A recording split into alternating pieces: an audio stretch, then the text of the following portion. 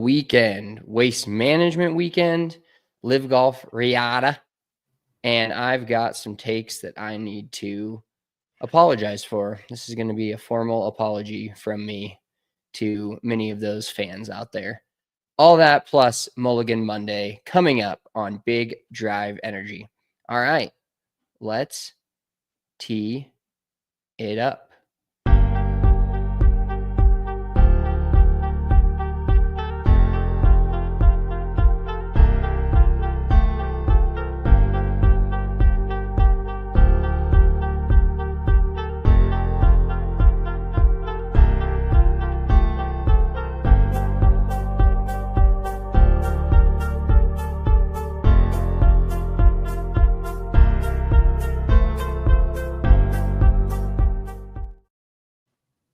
Big Drive Energy Monday, Super Bowl hangover day. Should be a national holiday in America or even in the world, but it's not. So we're here. We don't take holidays. That's a joke. We take a lot of holidays. No days off, except for when there's no PGA Tour events. Speaking of holidays, though, did you see that? I want to say the 2027 Super Bowl is scheduled for the day before President's Day. Really? Is President's Day next week in general? Yes. So they've already released that, which means I think if I were a betting man, which I am, I would say that they're maybe going to have the 18-game season by 2027. Yeah, we were talking about this in the office the other day, and I kind of think that they should start. Like, there should be one less preseason game, which I think will be the case if they go to 18 games in the NFL anyways. But I think they should get a game like late August. I think the first game of the season should be the last weekend of August, and then roll into Labor Day weekend, have Monday Night Football, Labor Day, etc. Instead of starting that week, start the last week of August, and then roll into President's Day for the Super Bowl. And I think there's going to be 2 bye weeks too. I think that's part of the case. Yeah, I definitely think 2 bye weeks is the way to do it. And that's probably going to be one of the only ways to sell it to the players. But that turns the regular season into a 20-week season, which is pretty wild to think about. That means with the playoffs, you've got probably 6.5 months of football, regular season and postseason, which I'm not going to complain. That sounds electric to me. It's just, I guess the NFL, that's one of the only ways they can maximize more profitability is by adding more games. You know what? They kind of feel like they're somewhat topped out on viewership. Now they tapped into the female market with Taylor Swift, which apparently made the NFL $1 billion this year, which is absolutely insane. It feels like she should get a cut of that. But we all know the NFL was kind of in cahoots with Taylor because they knew they could piggyback on the Swifties to grow their product. It's honestly just smart marketing, to be, completely real. And when we went to story time on Saturday with some friends, and one of the girls is a Chiefs fan, actually had a Chiefs jacket on, which is fine. But the other girl, the other mom, Shayna, she had a Kansas Swiftie Chiefs sweater on. Oh, fuck. And they both walked in, and I was like, oh, fuck, here we go. And she was born and raised in Colorado. She's just Swifties overtake her love for Taylor Swift overtakes any football love that she has, apparently. Yeah, which I understand in some people. Yeah, that's fair. Well, so let's get to the elephant in the room. The Kansas City Chiefs got absolutely fucking obliterated. They got blown up. It was so satisfying to watch. Me, obviously, rooting for the Eagles. I think I can speak for all Colorado fans saying we were rooting for the Eagles, correct? Yeah, I think the only people in America not rooting for the Eagles would probably have been like some Dallas Cowboys fans.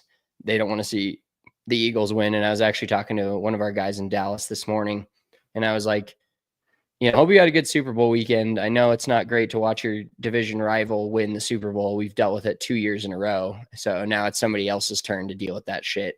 And it's ironic because we did talk about it. I mean, both of the fan bases are pretty outspoken, pretty annoying by all standards of NFL fan bases compared to the other ones. And I think that just comes with being good and winning. But there's a lot of people I know that probably couldn't care less about the game from the standpoint of they didn't want either team to win. Yeah. No, I mean, I get that. Funny enough, being in North Jersey here, all the people that I was giving lessons to last week, I chop it up. I'm not just all business. I like to make conversation. So I'm like, who are you rooting for in the Super Bowl? And everybody here was rooting for the Chiefs because they're all Giants fans, Jets fans. Everybody around here that is a New York fan, either Jets or Giants, they hate the Eagles because they're better. And like you said, they have an outspoken fan base. But it was just hilarious because everyone was telling me that they cannot stand the Eagles. And I'm like, well, I'm a Broncos fan. So that's how I feel about the Chiefs, unfortunately. So it was kind of the perfect synergy of the enemy of my enemy is my friend type of thing. And then also my whole girlfriend's family are huge Eagles fans. So we ended up going over to her mom's house. And funny enough, it's like her aunt, her uncle, their significant others, blah, blah, blah. And they had watched like almost every single game. They had like their lucky spots this season and all that shit. So they were telling us. So you're throwing a big propane tank size wrench into their family setup. Well, yeah, I mean, I sat like in a random chair kind of in the back of the room. Missy sat in like a folding chair, or actually like a beach chair in like the front of the room. It was all just kind of fly by the seat of your pants type of stuff. But her uncle mentioned something about if they were losing at half, we were going to have to leave or something like that. Cause if we were thrown off the mojo, and I forgot to mention to him after the game, I'd be like, so do we get credit now that the Eagles blew them out? Like, are we the good luck charm here? So there's no credit there, but if they come with that same pregame energy, Unc. Yeah, exactly. No, but we had a good time. I was honestly, so that first, we can just go through the game real quick. That first pass interference call they called on AJ Brown, I was already like, if this is how this game is going to go, I am going to be sick to my stomach because that call was a joke. Him and McDuffie just hand fighting on the sideline, and somehow they call that on AJ Brown. And that was huge. I mean, that would have put them down at the 5-6 yard line. So the fact that they brought that all the way back, had to punt, but the Eagles defense was just absurd, dude. Vic Fangio dialed up the game plan. The one of 6 quarterbacks ever to not get blitz, quote unquote, only rushing 4. And all 6 of those quarterbacks have lost the Super Bowl. Did you see that stat? I knew the stat about 0 blitzes from the Eagles front, but I didn't know that all those quarterbacks had lost the Super Bowl. It's only the 6th time ever that one quarterback has not been blitzed one time, and all 6 of those quarterbacks have lost the Super Bowl. So that's a pretty crazy stat. Like, that just goes to show you how strong the Eagles front 4 was. Sweat was in the backfield, felt like half the fucking game. And there was, there's certain satisfying things in sports, like obviously watching the Nuggets win a championship, Avs win a championship, Broncos win a Super Bowl. But I have to say that watching Patrick Mahomes get strip sacked and then like punched in the face by Jalen Carter and just ripped to the ground was probably top 5 for me. That play, he just got abused all day, but that was just like the cherry on top. Like, that was like the Cam Newton, Von Miller moment. It felt like, where everybody was in the backfield. He went to throw a deep shot, I don't know how you don't tear your rotator cuff on a throw like that. Where dude, anytime I see one of those throws, I am miffed that the quarterback is not out for the rest of the game and potentially longer. I like thinking of my arm just getting stopped mid throw, and I'm, hucking a baseball 40 miles an hour or whatever, 50 miles an hour. I feel like that would be immense pain. And they always just seem to shrug it off. Sometimes they get a little bit of that shoulder issue, but he played, Patrick Mahomes did not play well. The numbers kind of, if you just look at the box score, you're like, oh, it was kind of a close game, and it was never a close game.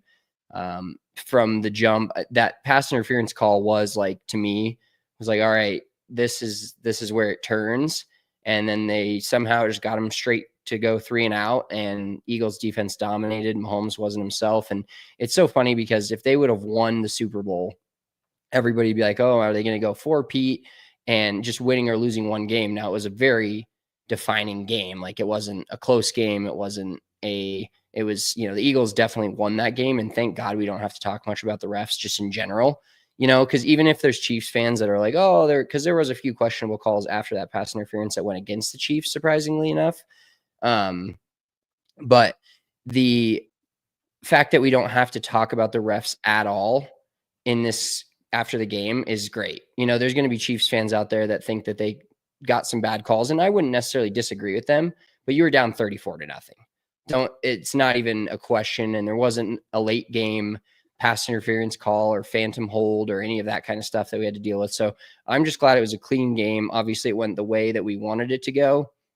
Birds winning the Super Bowl is, I feel bad for the people in Philly on Friday for that parade, just in general, because they're going to have to grease the poles. It's going to be an absolute party. But shout out to the Eagles for just dominating. And I guess I can issue my formal apology form to Jalen Hurts right now. I will say he won the Super Bowl MVP, which, unless you just have a dominating performance as a non-quarterback, you're probably winning MVP as the winning quarterback. So I'm not going to give him a ton of credit. Like, he played well. I'm going to give him credit for winning the Super Bowl. He did it. But at the same time, the defense, Cooper DeJean, Zach Bond, all those guys were a big part in winning the game. I don't think, if Jalen Hurts would have went down and won them the game in the last second, game-winning field goal, touchdown, whatever, then all right, that was the guy. Now, he made some great throws, but he was playing for a Super Bowl, and I'm walking back my take here. I am apologizing to him because I said he couldn't get it done, but he still didn't need to play a full-on quarterback's game to win that. I almost felt like the way he had to play was just, he got to be confident and got to make some throws that he maybe wouldn't if it's a tie game or they're down 3. But once they had the confidence in their defense and they just started rolling, he was throwing the deep ball to Devonta Smith. He was throwing the deep ball to AJ Brown, 4th down, and Sirianni gets a lot of credit too, Vic Fangio, but just instilling that confidence in the team from the jump, going for 4th down against the Chiefs in the first quarter when you're already up 7-0 and just throwing a deep ball, absolute lunacy to me. When they lined up and it was 2 yards, because Hurts did not fight for that 1st down at all. I was chalking up my Jalen Hurts takes as I'm watching the game, and he didn't fight for that 1st down at all. And I'm like, oh, they got 2 yards. They could still push a 2-yarder. They didn't. They line up in shotgun, and I'm like, oh, what are you guys doing here? Made a great play, of course, phantom PI. It looked like PI watching the game real time, and then getting into the slow-mo replay, it was way worse. It was nothing at all. Yeah. And it was basically McDuffie kind of flopping. McDuffie knew that he was beat, and so he's like, I'm going to fall down so it just doesn't look as bad for me. But I do have to push back a little bit, because I will say, and I'm not a Jalen Hurts nut rider. I think he's a lot better than a lot of people think he is. But first of all, his story is just amazing. How many people thought when he got benched in college at Alabama, how many people thought he was ever going to be a starting NFL quarterback? Because I didn't. I 100% didn't. And then he goes to Oklahoma, pretty good, but I thought his ceiling was a good college, like a Jalen Milroe type of quarterback. And then he goes to the NFL, proves himself. Yes, he definitely has some holes in his game. I don't think he's in the elite. I wouldn't call him like the Patrick Mahomes. I don't know, but it is kind of hard to say. Here's a comment: huge difference in weight between Philly defense and Chiefs offense. Yes, that was the Philly defense, the front four. And honestly, Philly won the game in the trenches. Their offensive line gave Jalen Hurts all day to throw the ball. Jalen only got sacked once or twice and was rarely hurried. So he was able, that is how Jalen Hurts succeeds. It was exactly yesterday. And then obviously the only way to make Patrick Mahomes not succeed is to give him 0 time in the pocket, somehow only rushing 4. So they kind of just had the perfect setup on both sides of the line. But where I got to give a lot of credit to Jalen Hurts is the Chiefs sold out on the run. They were like, you are going to beat us through the air. You're going to have to beat us through the air. And don't get me wrong, the Eagles have a shitload of talent between, Devontae Smith, AJ Brown, Dallas Goedert. They've got a bunch of weapons, but those guys were getting separation, and Jalen was making great throws, putting it on them, throwing absolute fucking dots. So you got to give him credit where credit's due, because the Chiefs forced them. They're like, if we're going to get beat by somebody, it's not going to be by Saquon Barkley. And Saquon did not beat them because Jalen Hurts just shoved it right down their throat.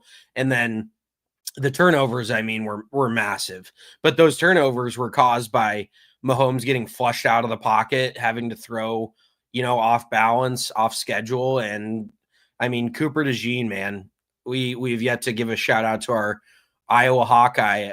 I saw somebody post on Twitter that is the single best moment of Hawkeye football history. Probably pretty accurate, which is crazy to think about. But we just produce so many non-skill positions, players that don't touch the football ever, that for a cornerback, a white cornerback at that, one of the first, like everybody's calling it a Jackie Robinson moment. I wouldn't go that far, but I will say, we were texting about it. How many kids growing up now are going to want to play cornerback because of Cooper DeJean, that think that they're not capable or this or that? So I think it is pretty cool for him to kind of break through on his own on his 22nd birthday, nonetheless. So just so many cool parts of the game. But dude, Jalen, in my opinion, he has so much fucking aura. And I know that's such a new like kids thing to say, but pictures of him lighting up that cigar in the locker room, like that gives me like chills seeing that shit. I think he's got so much swagger, and like he's just so unshakable. And I know it pisses people off when they lose because he seems like he doesn't care, but they just won the fucking Super Bowl, and he's like, I wouldn't call him emotionless, but he's very reserved no matter what. And so I think people now going forward can just see that and respect it when he does lose, because he keeps that same energy no matter what. Yeah, you just got to draft D linemen from Georgia. That's the key. Just draft as many Georgia Bulldogs as you can. And I know your girl loves that because it's Georgia straight to Philly, gets to watch them, just like us watching Cooper DeJean go from Iowa to Philly and win a Super Bowl. I want to talk about real quick, talking about Georgia, another crazy stat. Devontae Smith, I think, is the first ever Alabama wide receiver to catch a Super Bowl touchdown pass in the Super Bowl. Yeah, that's mind numbing to me with all the talent that they've had come out of there, especially. It's from my vantage point, and I think the world, it's a lot of recent receivers that have come out of there and just been insanely talented. But overall, to think about that as such a program that's dominated for 20 plus years, to have the first guy be Devonta Smith is pretty insane. Yeah, there were a few stats from yesterday where I was like, that doesn't even sound like it's real. But talking about Jalen Hurts real quick before we get to, I want to get to some of my bets that I won. We won't talk about all the losers. I do want to talk about some of my winners though. Did you see the Jalen Hurts commercial afterwards that they had in the chamber and then he won? Oh, dude, you want to get chills. Look that shit up on your phone after this pod. And basically it was like a Love Hurts, and it was a Jordan commercial, but it was going through like being benched at Bama and then going to Oklahoma and then being drafted later. Then he had, or not later, but like being drafted. Like if you draft a quarterback in the first round, he's your guy. But if you draft him anytime after that, it's like, you're going to have to be in a battle, whatnot. And then going to a Super Bowl, losing it, and now coming back and winning one. And they had this whole thing in the chamber that could have not been aired at all if they had lost. So it was a crazy cool commercial. And if seeing the cigar smoking picture gives you the chills, that will definitely give you the chills. I want to talk about some betting here and my winners. Like I said, not enough time to go through all the losers because I had like 3 different points yesterday just getting ready for the Super Bowl, because as much as I wasn't all that excited for the game, it's still like everything is so fun and there's so many bets and there's a million things you can do. I know it's like that for every game, but I generally try to stay away from doing this kind of psycho shit before every single game. But like Super Bowl, let's empty the clip. I had, some money to play with in my DraftKings account. So ironically, I went to my account today to just confirm the odds and get this correct on what I won. And you can go to on the app, you can go to, settled bets and then look at it won or lost. The last bet I won was January 25th, Julius Randle first basket against the Nuggets before yesterday's Super Bowl, which was February 9th. So that just goes to show you my betting record. None of our golf bets are on there. We don't necessarily have to talk about that. We'll talk about the waste management, leave the betting part out of it because I'm the only person in the world apparently that can mush Scotty Scheffler. But 3 bets I won yesterday. One was Eagles minus 13.5 plus 680. That was a nice little hit. I felt like it could go this way. I felt like this was an option if it wasn't a close game. I also hit Eagles minus 7.5 for 260. So I was also on that train with you.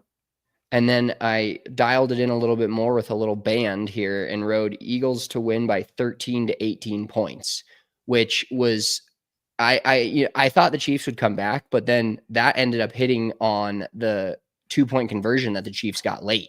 If they would have not got that 2-point conversion, it would have been game over for me. Do you want to share with the class what you put on that and to win how much? 5 to win 55. Pretty much all my bets were like 5 or 10 beans. You're just taking little snack size bites. You weren't taking big swings. I'd rather have, and this is not a winner's mentality at all, but I'd rather have 22 or 3 $5 bets out there than $2 $50 bets out there. And talk about the quickest way to lose your fucking money.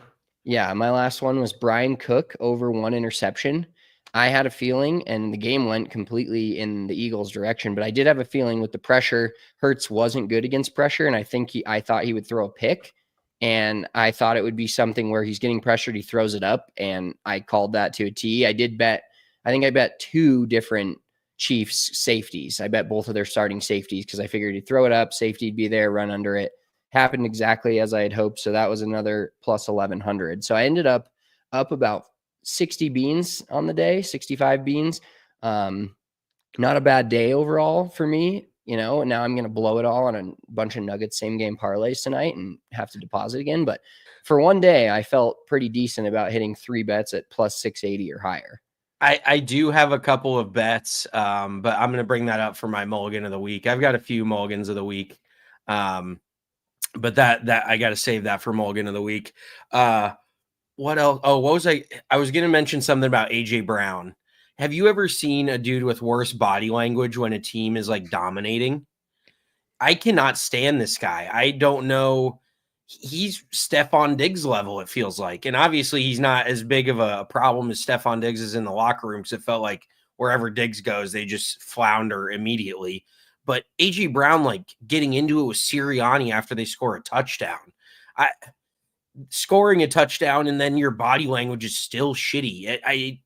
The dude is just like what can you do to please the guy? It is the ultimate like prima donna wide receiver bitch move that I cannot stand. And then Saquon Barkley is the exact opposite of that. Saquon couldn't care less if he had negative 20 yards. If they won the Super Bowl, he was all about it. Like he would do whatever it took to win a Super Bowl. And AJ, I think if he would have had the day Xavier Worthy had, but the team lost, he would have been fine with it. Like, and that's probably a little extreme, but you know what I mean? It's just, there's nothing that pisses me off more than that, in all honesty. Wow, you're going full hater mode on your boy AJ there. He's not my boy. If I had to pick a guy, it'd be Devontae Smith. I just like that dude. He just puts his head down. He's not afraid to go over the middle. AJ's just like the big prima donna guy that's supposed to be the superstar, but it feels like he's on his own team. It feels like all he's looking out for is himself.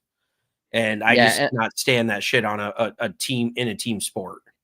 Yeah, I think it's funny because you talk about Jalen Hurts and being unshakable and then AJ Brown also being unshakable, but in 2 different lights. So it's just kind of beauty's in the eye of the beholder. I don't think like blowing up on your coach or your team at any point is not, I mean, he's been held to like 3 or 4 catches every single game and Saquon's just been going off and then it flipped. And how about Saquon Barkley not scoring a touchdown in the Super Bowl. I'd like to see that was one of my prop bets. Yeah, I'd love to see the hold in Vegas on that, or the parlay, the amount of parlays that got nuked because everybody was taking that minus 350, minus 375. The guy was scoring all the time.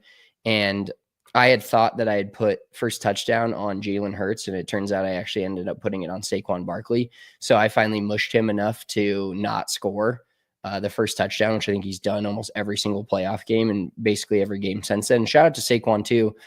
Not a great Super Bowl for him in terms of yards, and I think he had 25 carries for under 70 yards. I think like, but he 55 yards.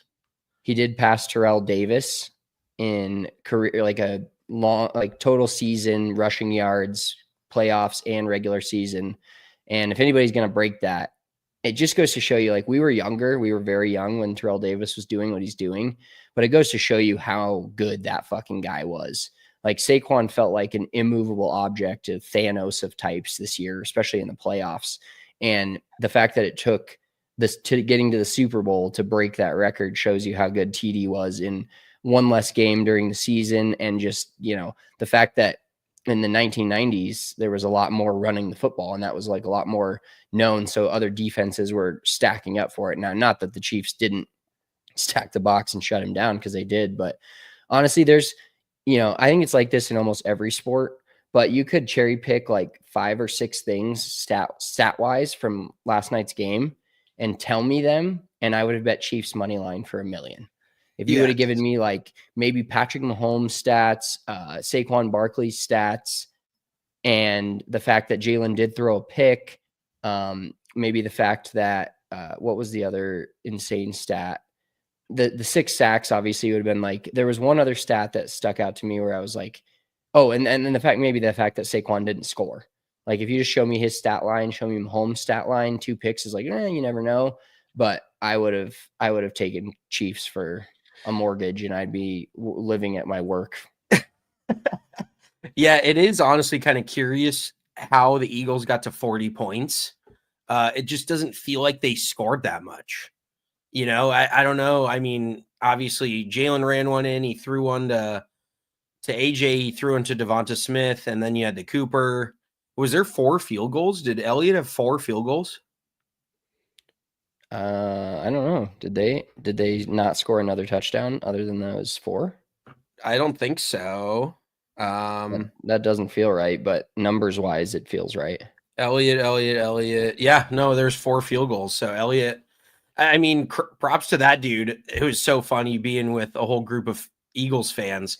Every time he got out there, they were just all holding their breath. Like, and then 3 of the field goals, they had a fucking offsides penalty on the offense. Like, they pushed him back 5 yards, and he banged it through the first time every time, had to re-kick it and made it again every single time. So talk about a dude going from like a 0, a potential like getting ran out of town situation if he were to lose. Like, I mean, he almost lost them some games this year. And to then come in so clutch during the Super Bowl and kind of put the nail in the coffin for them. It was crazy. Yeah, just a dominating performance. It really opened the eyes of like, are the Chiefs done? There's a lot of people asking that. I'm not one of them. The world, I know that as long as 15's still there, man, they're going to be just as good. But I think our Bronchies have a good chance in the AFC West coming up here this 2025 season, because the Chiefs are definitely not still the Chiefs, but they're the Chiefs in the fact that I saw when they lost this, obviously they lost the Super Bowl. Fucking thanks, Madden. But that was their first playoff loss since 2021. My God. And they're in it every year. It's not like they're Broncos. That was also the Broncos' first playoff loss since 2015, but they hadn't been in the fucking in the dance for 10 years. Yeah. So I saw another stat. This is another absolutely insane stat. Patrick Mahomes throughout his NFL career is more likely to make it to the Super Bowl in a season than he is to complete a pass. His completion percentage is like 67%. His Super Bowl make percentage is 72%. So that's just like, how does that even, it just defies the laws of football. Like, I can't even wrap my head around that. Yeah, and the other fun part about that game for a Broncos fan or just a non-Chiefs fan, if you're not an Eagles fan either, but like if you know Chiefs fans, I don't want to be the guy that goes in on some of my Chiefs fan friends because we're not the ones that beat them. Like if the Broncos beat them in the AFC Championship, I'm going to be insufferable. Or they beat them in a playoff game, whatever. I'll be insufferable towards them, but I've known how it feels to have fans of other teams that aren't directly related to your team losing go at you. And it is a little weak sauce as much as I wanted to do it. But the fact that they lost as bad as they did and the game was just that insane made it, you didn't even have to say anything. Yeah. You don't even have to utter a word. It's just like they watched it too. Their hearts were on the line trying to go for the 3-peat and got blood. Like I almost think that's worse in this instance than them losing on a game-winning field goal. Game-winning field goal, I probably would have let them have it. Been like, oh, you're that close. But this was just like, whoa, they just got deuced on. Yeah, it didn't feel like anything really needed to be said. And I do have to shout out Shannon Lenz, Austin's wife. I did check on her Twitter timeline a few times just to see what was cooking over there because I have been known to talk some shit to her and vice versa, her being a Chiefs fan. But I was definitely like considering texting her a few times and I just left it alone. But then I looked at her timeline this morning and it was like 4 retweets basically about how since the calls weren't for the Chiefs, now everybody loves it and how bullshit that is. And just pretty much coping tweets from Shannon Lenz. So I got to give her a shout out. I understand where she's coming from because we watched one of the worst losses in Super Bowl history as well. So that we know what that feels like. And it is legitimately like, you could never want to be further from a moment than when you're in the middle of it. You're like, I cannot wait for a year, 2 years, 3 years. I still remember watching that game, Seahawks Broncos, and just being absolutely flabbergasted. But yeah, just a blast of a game to watch from Eagles rooting standpoint. And I honestly got to think, like in the grand scheme of things, think about this: the Eagles in the last 8 years have made 3 Super Bowls and won 2. Like besides the Chiefs, you got to call them the number 2 franchise in the NFL right now. As much in as terms of winning level, absolutely. Yeah. I mean, in this decade, it's the Chiefs and then it's them. So I think that Philly fans definitely make it hard for everybody else to root for the Eagles. But overall, just as a team themselves, like the actual players, I think they're pretty fucking fun to root for. Like, obviously, it's Broncos a million times, and then it's the Eagles if the Broncos are not participants. But I was actually telling my girlfriend yesterday, I was like, now that I wore an Eagles shirt, you have to wear a Broncos shirt when they're in the Super Bowl. I'm already talking Broncos soupy.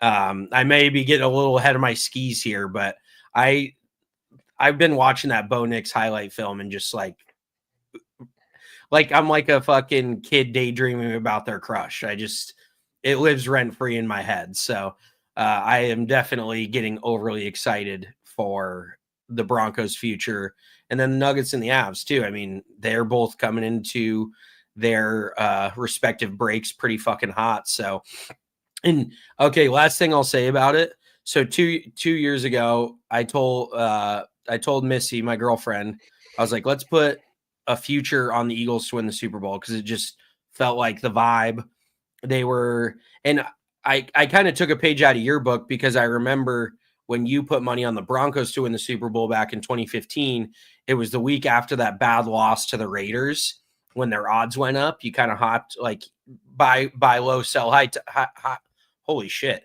buy low, sell high type of deal. So when the Eagles had a bad loss to I think it was the Falcons earlier this year, they were like plus 1,500 to win the Super Bowl. And I texted Missy and I'm like, we should put, because I think last time we each put like 500.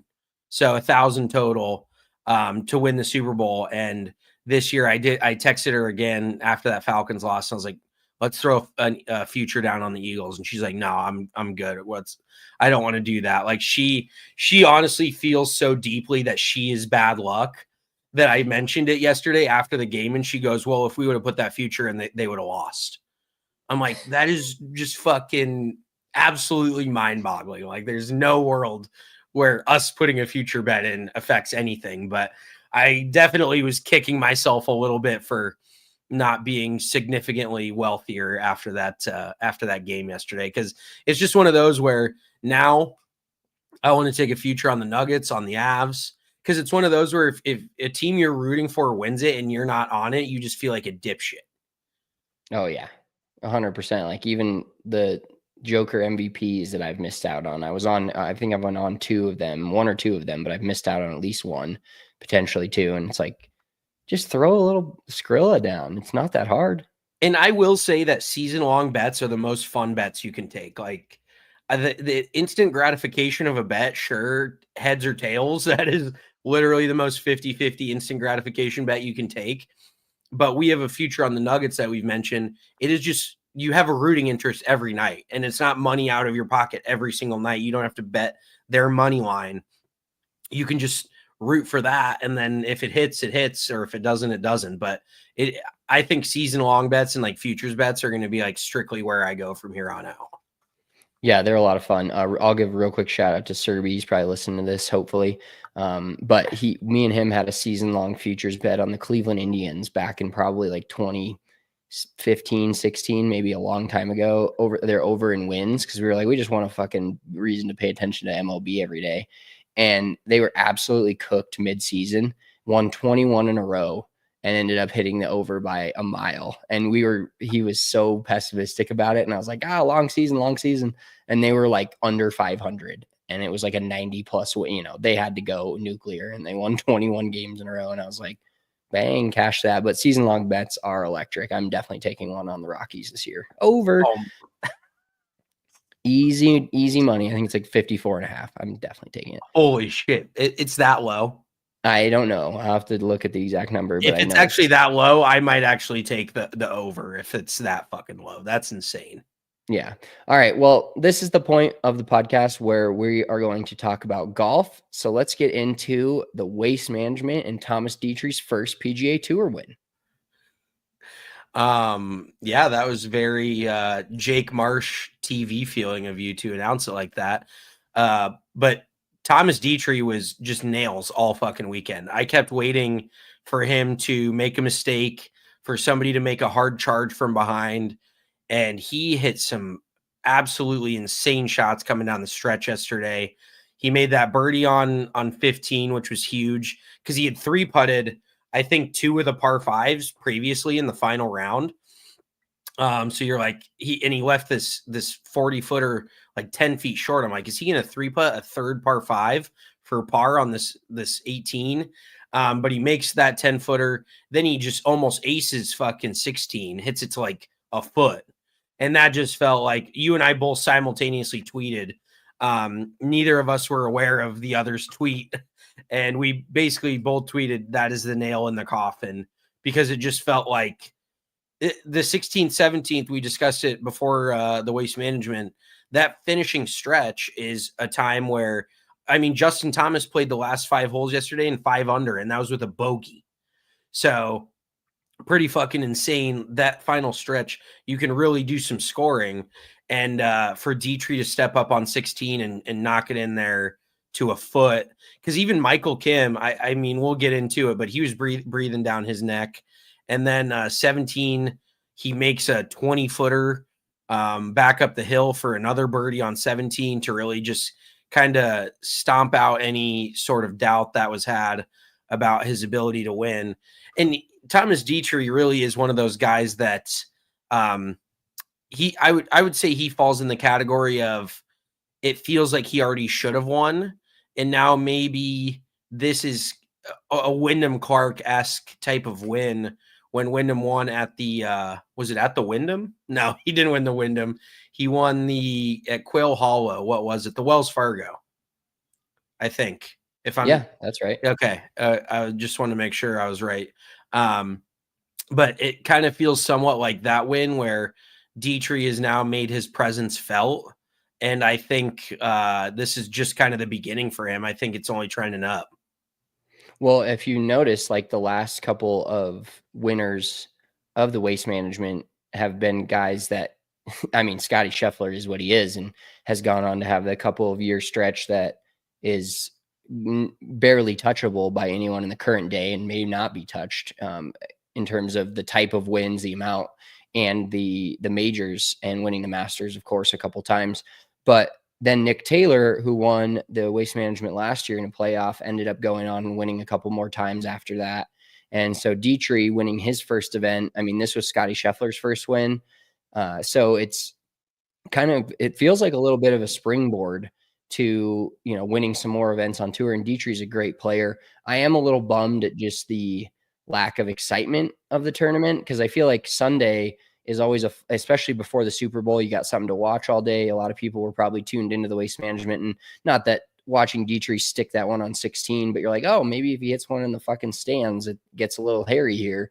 And I think throughout the whole day, he was just pretty steady. I think he started birdie, bogey, birdie. So he like steadied the ship there. And kind of, I think the closest somebody got was maybe 2, but it was all the funny part about Sunday, it was all different guys. Like at one point, Scotty's charging, great front 9. He's up there at 14, and Detry's still at 18. And then you had Michael Kim at one point. Then you had Jordan Spieth at one point. Then you had Rasmus Højgaard right off the bat at one point. So it was like 4 and or 5. And then you had Daniel Berger that was very close towards the end of the back 9. Like I think the most impressive thing from him was he did catch the charge from everybody where it could have sent him in the other direction, because I would say he was almost kind of in neutral there, and everybody else was moving up, chasing him. And then Detry really turned it on and put his foot on the gas on the back 9 and started to make birdies. Like, he went out and won yesterday. He didn't, he didn't get the benefit of anybody not charging after him, not shooting a low one. He had plenty of guys behind him that were breathing down his neck. And that's where I think too, like you said, it really will be a springboard for him, because he kind of put an exclamation point on that. It wasn't like by the skin of your teeth, you lag a 10-footer up there and tap in to win by 1. Like, he was being aggressive the entire back 9, because that tee shot he hit on 16, we saw a few guys. Daniel Berger landed it right next to the hole, bounced over, fucking ended up, I think, making bogey or double. Didn't have a very good finish to that hole, because being behind that green is scary. And the other thing too is Michael Kim actually mentioned it earlier in the week, but a pretty interesting anecdote. He said he always adds like 5% or subtracts 5% off the distance on 16 because of the adrenaline of the fans. So they always feel like they're probably going to hit it a little bit harder because there's so many fans around. But Thomas Detry hit 9-iron from 180 on 16 to a foot. Like, that is fucking absurd. I don't care who you are. And it barely moved off its line. I think it maybe drew like a yard, but it was a dead straight laser, 9-iron from 180 to a foot. Like that, I don't know what kind of adrenaline he had pumping, but it was something, because I would be hitting probably 6-iron there. Nah, maybe 7-iron I could get back there, but definitely not a fucking 9-iron. That's for sure. No, he was moving it and juiced up. And what did you think? What were your overall opinions on, we talked about there being a semi overcorrection. It didn't seem like there was a ton of, there were still the drunk people, the people losing their weight to the side a few times and that kind of stuff. You expect it from the frat party tournament of the PGA Tour. But I think overall put on a good event. There was, the Emiliano Grillo hole-in-one, incredible. Ball just spun around. I think you tweeted it, but I don't think I've ever seen that. And I think now on the tour, other than Shane Lowry's, Rory McIlroy's and Grillo's both didn't even sniff touching the green. They're just flying it right in the jar. And there was another guy who had to eat some crow who goes, I placed a $500 bet on there being no hole-in-one this week at TPC Scottsdale. Easiest bet I've ever made. And then just an ope with the video of Grillo. And the fact that it was at 16 too. There was a guy, I guess, trying to stop people from throwing their beers. You just got to know that that's going to happen. Like, or it's the guy that's, checking the the people when they walk into the stadium, just a quick hand. Yeah. Oh, yep, Yeah. good It's to like, go. oh, please stop. Like Worthless. you're not doing anything here. Exactly. I was going to mention that because the Thunderbirds, those dudes that we always have seen him in the past, they wear like the velvet fucking shirts and their big belts. They're basically a grown man frat organization. They're just a bunch of rich white dudes, which teach their own. Happy for them. I would be a Thunderbird if I had enough money, probably, but they just give off like this very like douchey vibe. And the one Thunderbird standing on the tee box is like, yes, please stop. Everybody, please stop. And it's like, what are you going to do, bro? Nobody's going to do anything. Everyone chucking shit all over the hole. The only downside to that is they need to have a quicker way to clean it up because it just kind of slows down play. But yeah, the Grillo hole-in-one was so sick because it took like a split second for everybody to realize it. Everyone was like, where the fuck is the ball? And then you see the replay, and that thing toilet bowled like 4 times. It was trying with its most fucking power to spin back out of the hole. And that would have been like the most. I bet people would have started throwing beer cans either way if it flew in the hole and popped back out. But yeah, I've never seen a shot like that before in my life. And then he freaks out. Like you could tell when he went to celebrate with our Rafa Campos, that he just like didn't know what to do with his hands. Like it was that jump that like his legs kind of like flew out into nowhere. Like it wasn't a controlled thing. It was just like, holy shit, like hug me, dude. So it was super cool. And obviously to do it on 16, like you said, and 16, Michael Kim actually mentioned it once again. Great Twitter follow if you don't follow him on Twitter. The X app, I apologize, the Everything app. But he said that 16 is a pretty bland hole if it wasn't the stadium hole. It is not a overly complicated par 3 by any means, but you put 18,000 people on it and it becomes a little bit of a different story. And the other par 3s on that golf course are pretty hard. That is by far the shortest one. I think every other one is at least $180 to 200 to over 200. So, yeah, pretty awesome moment for him. How crazy would it have been if Detry made that one on coming down the stretch yesterday? That would have been absolutely insane. Yeah, I mean, it would have like kind of derailed him mentally, I think, but he had a 7-shot lead, so it didn't. He had a 34 to nothing lead in the third quarter, late third quarter of that game. Just pure domination from him. Kind of rounding out the top 5 and just some stories or some guys that haven't been around a ton and are getting back. You mentioned Daniel Berger finishing T2, Michael Kim, great X follow, but now playing some really good golf and finishing in T2. Christian Bezuidenhout, Jordan Spieth, who had a good run this week. Justin Thomas, those guys are both Jordan Spieth and Justin Thomas. I think we've talked about Justin Thomas being back, and if he will be back to the form that was a major winner and 15-time PGA Tour winner, I think he's getting there. And Jordan Spieth, this was his first event off of wrist surgery, and he is so much fun to watch. Or second event, sorry. You're good. He is so much fun to watch play golf because he plays golf like all of us, all over the fucking desert, hitting it backwards, hitting it sideways.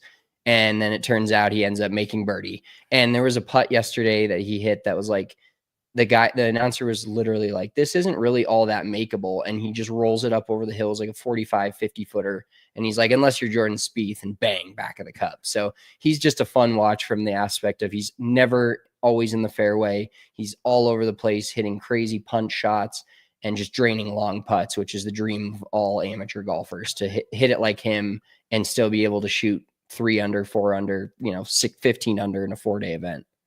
Yeah, I mean, it was a pretty Spieth moment yesterday where he ends up hitting a putter out of the desert left-handed and almost hits it into another cactus. It barely like lips out of the cactus, rolls out, and then he hits this crazy wedge shot from like a $125 out of the desert to 10 feet. And then he makes a 10-footer that probably moves 3 cups left to right.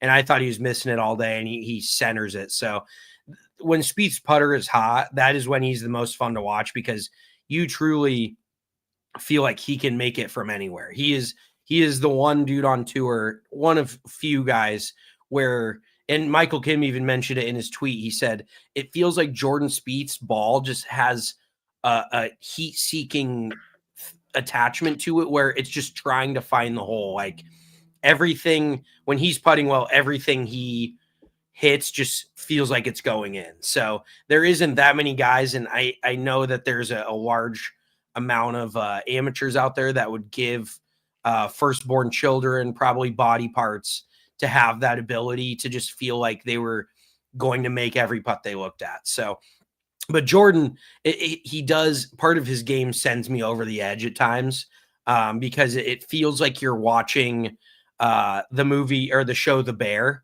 where it's just like the camera's shaking. Like there's nothing relaxing about watching Jordan Spieth play golf. It is so frantic. It's all over the place. His body language is like, even when he hits good shots, he's getting angry about it. Like he is just the absolute roller coaster of the PGA Tour. And that's probably like part of why everyone is so fascinated by the guy, because it feels like watching one of your buddies shoot 110 and somehow he cards a fucking 67. Like it doesn't make a lot of sense, but yeah, it's a crazy watch. That's to say the least. Yeah, Jordan's a lot of fun and has a lot of younger fans and is kind of one of the faces of the PGA Tour. So Jordan and Justin Thomas being up there is good for golf, I think, and golf watchers in generally. Maverick McNeely finishing the top 10. Cam Young finishing T12. Just kind of a guy hanging out, doing just that another stuff. Forgettable fucking backdoor good performance. Yeah, Robert McIntyre, great round, and his final round shooting. Let's see, where did he go? He shot 4 under, 15 under for the tournament. Kind of thought he was going to charge Detry Friday, Saturday. Fun guy to watch on the PGA Tour and just a good dude in general. And then we picked the wrong Canadian. Adam Hadwin also finished in the top 10. Nick Taylor didn't have it this week. Of course, all our picks, I'm looking at our favorites right now. All those guys can go to hell. Yeah, I'm border on if Sahith Theegala needs to be blacklisted. And maybe I just wait until he regains some sort of momentum because he is not playing very good golf right now. And his driving of the golf ball is just not satisfactory. Like he hits his irons pretty well. He's a great putter. He's got a great short game. His driving is just certified dog shit a lot of the time. And that golf course is not a place that you can get away with driving it poorly. So, and hey, let's talk about Scotty Scheffler a little bit. We saw a little bit of fire out of him. This is Spencer's fault. Spencer mushed him single-handedly, but we saw him swing at his bag. So that wasn't a great scene for him. He definitely was getting pissed. And there was visibly shots that it just feels like he doesn't hit that he was hitting. He shanked one out of the bunker. There was a pretty easy up and down that he had on the back nine yesterday. He goes out in 31, I want to say, or 32. He was really hot on the front nine. Then the 12th, the par 3, he hits this dead pole with the 9-iron, hits it like 30 yards left of the flag, which everybody's capable of, but you feel like Scotty Scheffler is not capable of that. And then he chips it. He was short left of the green, chips it like 12 feet past, and then he misses the 12-footer to completely derail any sort of momentum that he had. Because there for a while, I think everybody, similar to like betting Chiefs in the second half yesterday, everyone was like, when can we bet Scotty to win this thing? Like where are the odds at? And I tweeted it last week, I want to say, I honestly think that Scotty Scheffler doesn't lose golf tournaments. He just runs out of holes. Like if you were to give him 7 or 8 rounds at every golf course, I bet he's winning 80 to 90% of the time on tour right now. Like it's in there. He may just throw out a bad round or bad 9 holes, but it just feels like every time he goes out there, he's going to win. Yeah, and credit to me for not allowing him to win this week with the plus 285 winner pick. So I'll take all the credit for that. But yeah, even going into like 7, 8, 9, I think he birdied 9 or 8 to get to 5 under on Sunday. And you're like, well, he's winning. Detry has no shot. And there was a couple of shots at Detry on the Everything app talking about like when he inevitably fires 74. And I think ironically, he still would have won the tournament had he fired 74. So he was just so dominant the first 3 days. And shouts to him, like he's a mid-level tour player. like somebody we talk about a fair amount, hasn't won on tour, but he's not like you're getting into the field type of guy every single week where you're like Monday qualifying, which we'll talk about that in a second. But it's good for him to win his first event, especially in like one of the most watched tournaments of the year. Maybe not the most important. It's not a signature event or anything like that, but kind of get his PGA Tour career off and rolling, because he's one of the guys that, like, if we did the apron of guys that haven't won that are we're surprised they haven't won, which we've talked about a few times. I mean, Cam Young is 1A of all that, but Detry would be in that first apron of players, I think, that are just so good and haven't won on PGA Tour, and you can't say that anymore. Regarding that Monday qualifying, so just a little quick note here from Monday Q Info, as if you guys follow him on Twitter, he follows the Monday qualifying, and this is the last year apparently that they're doing it in the 77-year history of the Waste Management. So there won't be Monday qualifying anymore. And one of the really cool things about this week was, I'll read the tweet here from Monday Q Info. A Monday qualifier who was playing in his third tour event ever and making his first cut ever just beat the best player in the world by 6 while playing in the same group. No matter what happens in Will Chandler's career, he will always be remembered this round. Shame on the tour and the policy board for ending stories like this and throwing away 77 years of Monday Qs at this event. Awesome stuff from Will. So Will Chandler goes out there, Monday Qs, gets in the event. Now he has a top 10. Now he does have a tour card, but now he's guaranteed to be in Mexico next week. And those are the stories that, there's so many of them, but then some of them turn out to be incredible stories. Some of them turn out to be, he goes into Mexico, misses the cut, and is never heard from again. I don't want to go super, super dark with this gentleman's career here, but he, you never know what that parlays into. And in the golf world, when you're playing good, and like he mentioned, playing with Scotty Scheffler, and then you beat him by 6 on a Sunday where he is still the favorite to win on Sunday morning, even though he's down 7 shots. And you go out there and beat him pretty soundly, that's got to give you a lot of confidence in your own game. Oh, absolutely. I mean, that could be a miniature springboard of sorts for him to he played really well yesterday. I mean, he was making putts all over the place, which definitely helps. Speaking of strokes gained on the field, there was a stat from this week, and I need to look up. Will you look and see where Peter Malnati finished on the leaderboard for me real quick? Because he this week he gained 10.955 strokes around the green on the field this week, which is the second most ever since they've been tracking it, which is just insane. That's 11 shots. What did he finish? T49. He shot 3 over on Sunday and finished at 5 under total. So everything else about his game was, he was losing 6 strokes to the field. He gained 11 just around the green. So dude was chipping his golf ball. But it's definitely not an easy question to answer. And I wouldn't have guessed it in a million years, but take a gander at who has the most strokes gained around the green of all time in a single tournament. Yes, in a single tournament. He's an older dude, sweet swinging type of guy. Love his rhythm. Freddie Couples. Yeah, Freddie Couples at the Memorial in 2004 gained 11.22 shots on the field around the green. And then you throw in Cameron Smith was third behind Malnati at the Valero Texas Open with 10.57.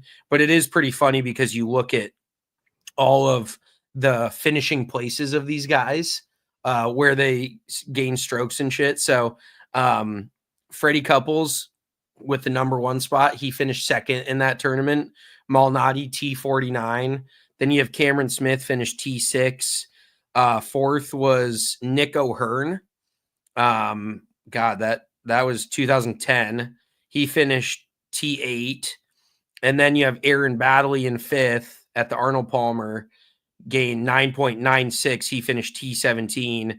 And then you got to get back to Kevin Na at the Northern Trust in 2015, finished T61 with 9.83 strokes gained around the green. So you could look at that one of two ways. Either it's just an all-time bad ball striking week for those guys, or it's just all-time scramble, get it around, a lot of positives to take from it. So I guess you can look in two separate directions there.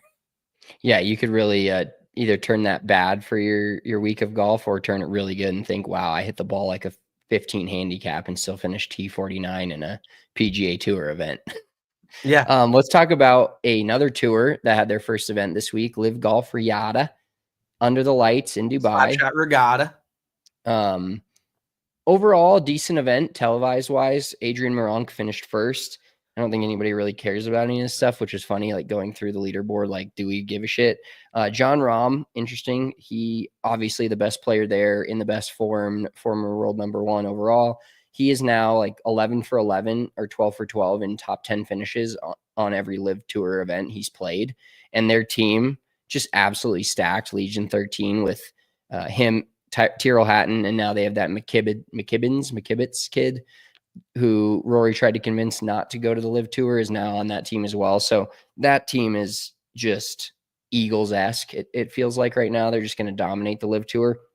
But one interesting note that did come out and caused a lot of flack was they only had 12,000 viewers the first day on FS2, which did a little bit of research. Apparently FS2, that's like the most views that channel's gotten in a long time, just in general. But 12,000 is 12,000 no matter how you slice it. Now you're not taking into account all the people watching it on the app, other places like that. But did you hear Colton Ost's little jab at the Live Tour when he said there's about 24,000 people around this hole right now at 16 at the Waste Management? That's 12,000 times 2 if my math is correct. So pretty good little jab from Colt there. But yeah, kind of tough to slice it. I mean, it was under the lights, and so there was some appeal there, but I think also the time that it was on, you know, it's like the sickos like you watching DP World Tour golf at 8 a.m. So I don't think people were quite up and ready for professional golf, shotgun starting it at 8 o'clock Eastern or whatever time it ended up being televised over here in America. Yeah. What was I gonna say? I had a thought. Oh yes, FS2. Don't they usually have like college basketball on that? There's a lot of like mid-level college basketball on FS2, isn't there? Yeah, if your program's not good enough to get FS1, you're getting FS2. Fox Crew's still there, but it's the fucking D crew.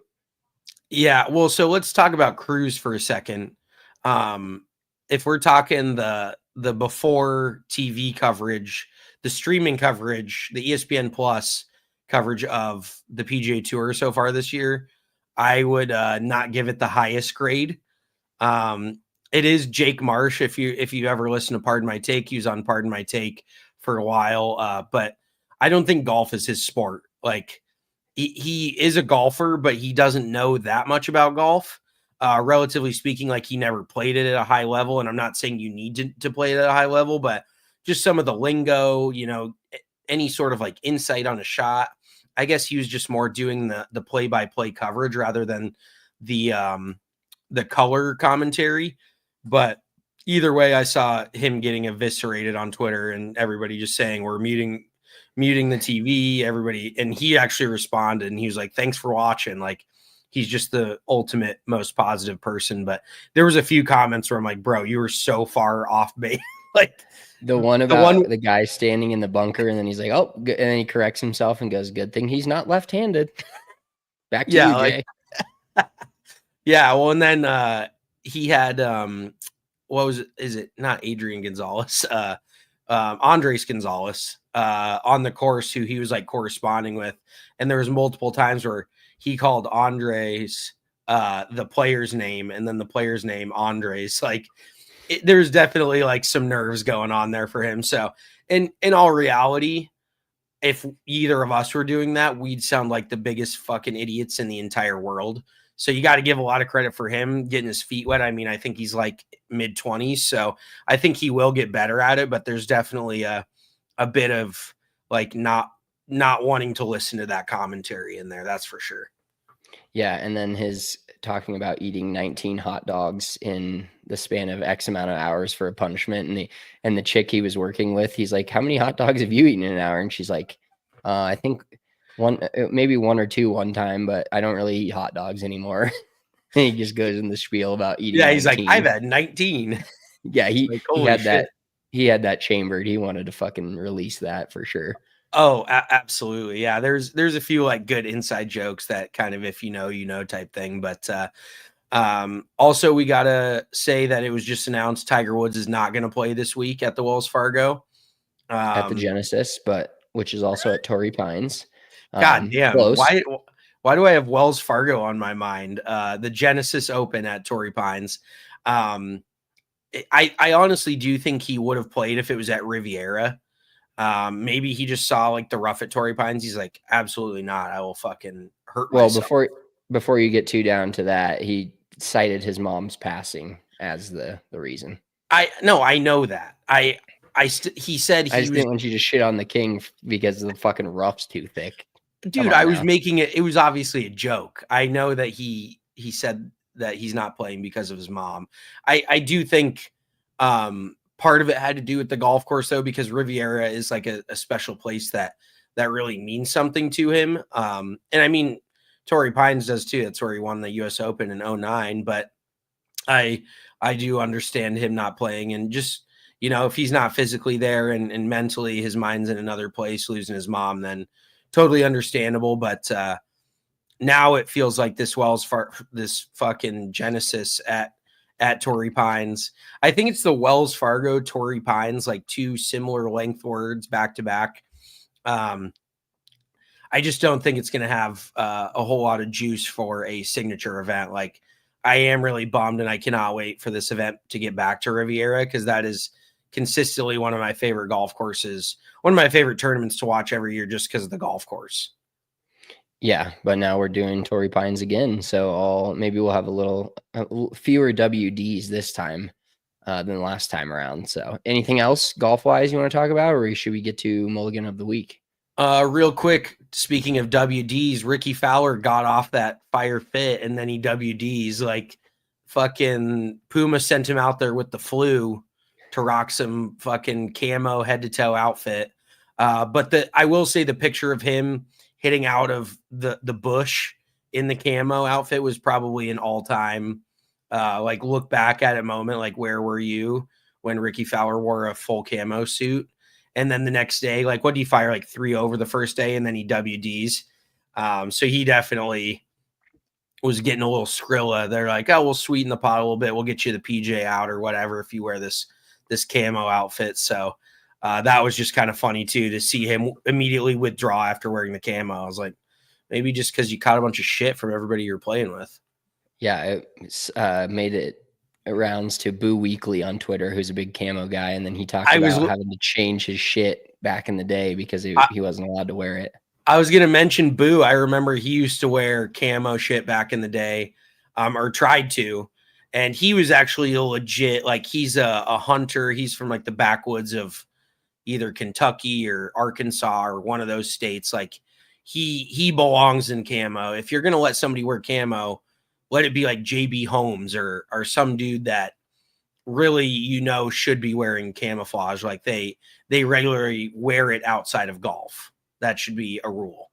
Yeah, you have to wear camo at least 30 days of the 365 before the tournament comes back around in order. And you got to log it with photos. You go through a selfie log of how many times you wear camo. Brian Harmon, another good one that could have been the camo. But the funny part is like a lot of those Southern dudes that hunt a lot, they would never be caught dead with camo on the golf course. Like, they're the kind of dudes that like hate that shit. So almost a little bit like ironic that Ricky Fowler just goes out wearing a camo outfit. Out there hunting birdies. Hunting bogeys for him, fucking A. Yeah, hunting bogeys and a hurt back. Fake hurt back. All right, let's get to our favorite segment, Mulligan of the Week. This is where something that happened to us in the past week, we talk about it, wish we could have a do-over at it. Take a mulligan, if you will. And if you're watching this on the YouTube, give us a thumbs up. We always appreciate that. Listening on any type of platform that you listen to our podcasts on, follow, subscribe to our show, give us a rating if you have time. We'd appreciate that. I'll start with my mulligan of the week. This is pretty standard, but it comes with my kid. And I was at the kids' gym the other day, and our king I won't mention his name, but if you know who the king of Denver sports is, he was at the kids' gym as well. So that's just a side note. I had to go back there and check it out for myself and see a 7-foot Serbian. Should give you a good idea of who it is. But so there's like a little area where there's like these big pillows and there's like a rope swing on top of it. And so Sawyer, my son's crying about something. I think some kid took a ball away from him or he couldn't play basketball anymore. And so I was trying to cheer him up and I like threw him onto this little pillow, this under the thing. And I threw him onto it. And then I usually we like wrestling is one of his favorite things. So I was like going to hop in there and get a wrestle match on in this pillow. So I throw him on the pillow and then I jump onto it. And it was borderline one of those things that you have on the water where if you jump on one side, it launches the other side off. So I jumped onto it and launched. He's already crying. Launched him off like backwards onto the grass turf. And I was like, oh no. And then it just continued. The tears continued. And I tried to smooth it over and figure out something else to do that he got excited about. But yeah, that was, I didn't know that pillow would launch him backwards off the ground. So that was an L dad on my part. I actually had a dream about your son last night that he could fully talk. And I was dreaming that I was like babysitting him and I was actually like getting ready to go play a round of golf and I was like babysitting him and I like couldn't put him down and I was trying to golf. But I just remember in my dream, he goes, I just pooped. And I'm like, oh, okay, you just pooped. He's like, yeah, I pooped. And I was like, holy shit, you can talk now. Like this is, and it was one of those dreams where you think it's real. You're like, I'm awake right now and this is happening. Like I was fully convinced in my dream that Sawyer could talk now. He still can't. I've confirmed it via FaceTime.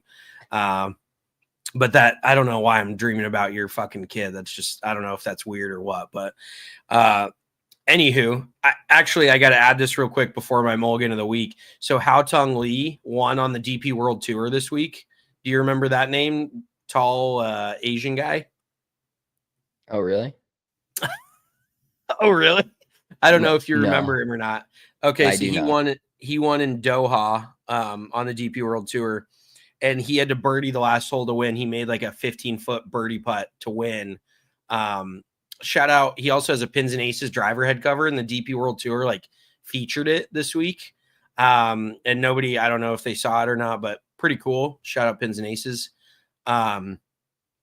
But the dude he was in the final group with, his name is Brandon Robinson Thompson. BT, I guess he goes by BTR.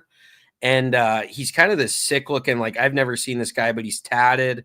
He wears a chain. He's got like an ear piercing, like pretty swaggy golfer. Like kind of looks like one of the English mates that you go to the football game with, go have a piss at the bar with. But he posted like, that was fun. Thanks to Doha Golf Club, blah, blah, blah. And Haotong Lee commented on it and goes, well played, buddy. Just need to play a little better next time, with the fire emoji next to it. And that was fucking, and it just sounded kind of like he was talking shit. And then BTR responds, thanks, bro. Watch out next time, with like a punching emoji. So maybe a little bit of beef there. That would be fun. Get a little tour beef going. So my mulligan of the week, best one would be, so we were all talking, me, you, and shout out our boy Tuttle. Hopefully he makes it back from Vegas in one piece. We were all talking like props yesterday and betting, first touchdown, this and that. And so I was like, all right. So I took Jahan Dotson first touchdown, or as I thought was first touchdown. And then I took Saquon Barkley, and then I took, I think that may have been it. And then I took a few other parlays, but anywho, those are like the first two scorers that I thought I took. And so Jahan Dotson catches that ball down the sideline. They call it a touchdown on the field. Then it's pretty clear it goes back to the half-yard line. And I'm like, oh my God, you got to be fucking kidding me. And then I had Saquon, didn't get in. And so come to find out last night, I'm looking through like my wagers all of my wagers I lost. And turns out I had Jahan Dotson or Saquon Barkley for the last touchdown. Because I was literally firing them in as like the national anthem was happening. It was just that classic, like dumbass gambler move where you're like just doing it as fast as possible. You're not fucking, you just see a name and you just click on it. You're like, that's who I want to, who knows what it's for. So in hindsight, thank God that I didn't, that Jahan Dotson didn't score the first touchdown, because if he did and I would have seen that and then realized that I didn't take him to score first, I would have fucking lost my mind. But yeah, that's just the typical degenerate gambler move. You want to fire off action last second and then just somehow end up, who bets last touchdown?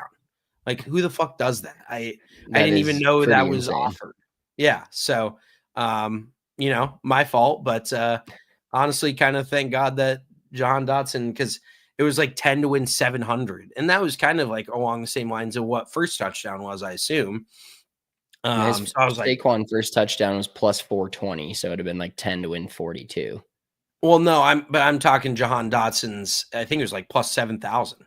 Yeah. He had a little more, he had a little longer odds for sure.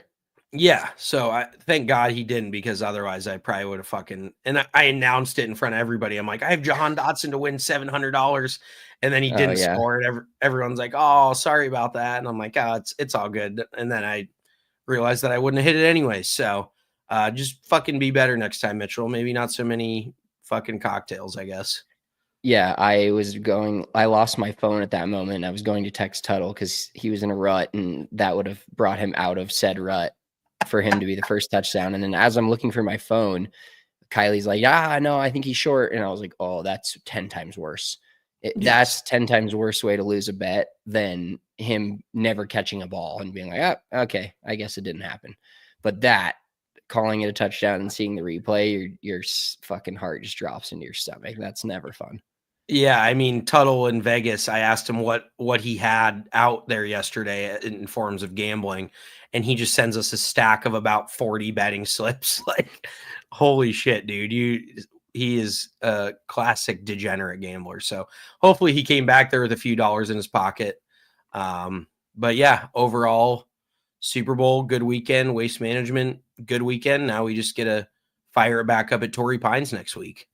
Yeah, let's fire it back up. We'll be back Wednesday at 2 p.m. Eastern for Big Drive Energy Wednesday edition. We'll be talking about the upcoming event at Torrey Pines, the Wells Fargo, as Mitchell would call it, or maybe the Genesis. Tiger Woods not playing, but still a signature event. Should be a souped up field, some good players. We'll give you our picks, which are just on absolute fire right now. We're going to turn it around at some point. So stay on the train if you've been on it with us. You, at some point, it's going to pull into the station. That wraps it up for us for this Monday episode. We hope you enjoyed your Super Bowl weekend. Give us a thumbs up if you're watching this on the YouTube, or if you're listening, give us a like, subscribe, whatever you need to do to help out our podcast. We would appreciate it. We will talk to you guys on Wednesday, 2 p.m. Eastern time. Peace. Oh, we're still live. Oh, my mic is not working. Oh, my mouse. And we're out.